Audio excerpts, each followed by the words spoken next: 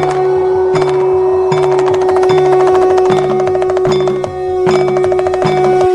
माता दी दोस्तों, आपके अपने चैनल स्पिरिचुअल ऐसे में आपका स्वागत है। और आज मैं आपके लिए गोरखनाथ साधना अनुभव भाग 3 लेकर आया हूँ। जिसने इससे पहले के भाग नहीं देखे कृपया वे चैनल पर जाकर देख सकते हैं, या मैं इस वीडियो के डिस्क्रिप्शन बॉक्स में भी उनके लिंक दे दूँगा, आप वहाँ से भी देख सकते हैं। तो अब आगे, मैं रात में सपने में एक औरत को देख रहा था जो काफ़ी सुंदर थी। वह मेरे पास आई और कहने लगी चलो मेरे साथ। मैंने कहा मैं नहीं जाऊँगा। जब उसके कई बार कहने पर भी मैं चलने के लिए तैयार नहीं हुआ तो वह गुस्सा करने लगे और क्रोधित हो गई। गुस्से में उसका रूप बदलने लगा। अब वह सुंदर स्त्री से डरावनी औरत लगने लगी। वह भूतनी सी लग रही थी। उसने मेरा हाथ पकड़ा और मैं चिल्लाने लगा, और मैं सपने में तो चिल्ला ही रहा था। मैं लेटा हुआ पलंग पर भी चिल्ला रहा था और तुरंत मेरी आँख खुल गई। वो जो लड़का मेरे पास लेटा हुआ था वह कह रहा था कि तुम काफ़ी देर से चिल्ला रहे थे। मैं काफ़ी डरा हुआ फील कर रहा था। फिर काफ़ी देर तक मैं बैठा रहा। मुझे नींद नहीं आई डर के मारे। वह लड़का तो कुछ देर बाद सो गया, लेकिन मैं काफ़ी देर तक जागता रहा। फिर मैं पता नहीं कब मुझे नींद आ गई और मैं सो गया। फिर सुबह जब मेरी आँख खुली तो मेरे सामने नाश्ता रखा हुआ था एक प्लेट में। मैं कल से अच्छा फील कर रहा था।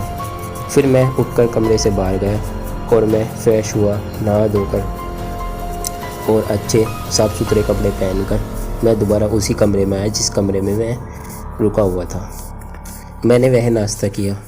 फिर मैं चलने के लिए तैयार होने लगा और मैं उन लोगों को, उसके बाबा जी, उस लड़की के, वह लड़का और उस लड़की को देखने लगा वे कहाँ हैं।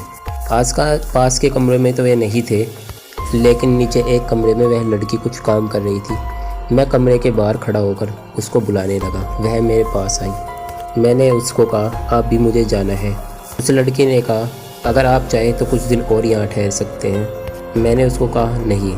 मैंने उसको कहा आपका और आपके परिवार का बहुत बहुत धन्यवाद जो आपने इतनी सहायता मेरी की।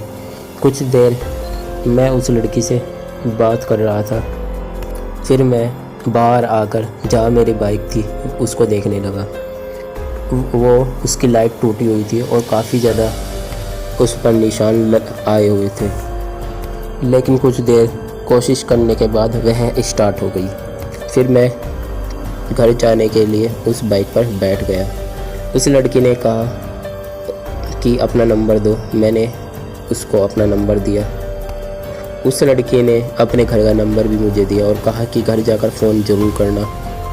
मैं वहाँ से बाइक लेकर चल दिया। रास्ते में एक बाइक की दुकान थी, वहाँ पर मैंने अपनी बाइक ठीक कराई। घर पर आया तो घर पर मेरी स्थिति, मुझको क्योंकि पट्टी बंधी हुई थी और मेरी बाइक की स्थिति भी इतनी अच्छी नहीं थी, उसे देखकर घर वाले डर गए और माँ पूछने लगी क्या हुआ।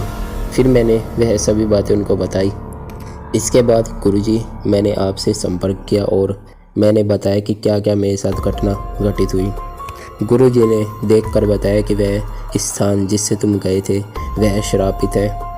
गुरुजी ने बताया कि तुम पर गोरखनाथ जी की कृपा है जिससे तुम बच पाए, नहीं तो तुम नहीं बच पाते। फिर गुरुजी से मैंने एक और साधना मांगी। गुरुजी ने मुझे हनुमान नक्शा मंत्र साधना करने को कहा जो 21 दिनों की थी। मैंने गुरुजी से वह साधना ली और उसके मुझे बहुत ही अच्छे रिजल्ट मिले और उसके काफ़ी अच्छे मुझे अनुभव हुए।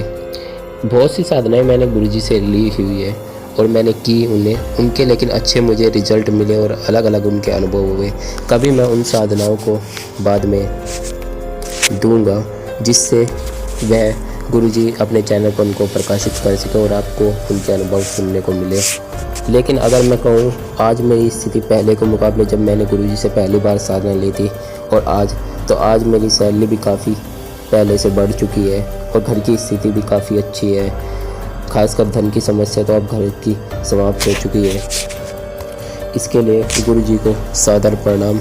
जय गोरखनाथ जी की। तो यह इनकी साधना का अनुभव था जो काफ़ी अच्छा अनुभव था।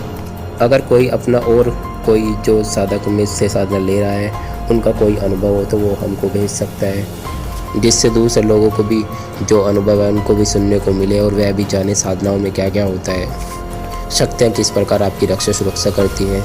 तो अगर आपका कोई क्वेश्चन है तो आप हमें कमेंट करें और चैनल को सब्सक्राइब करें, वीडियो को लाइक करें, वीडियो को ज़्यादा से ज़्यादा शेयर करें, जिससे ज़्यादा से ज़्यादा लोगों तक ये वीडियो पहुँचे और वे भी इन अनुभवों को जान सकें।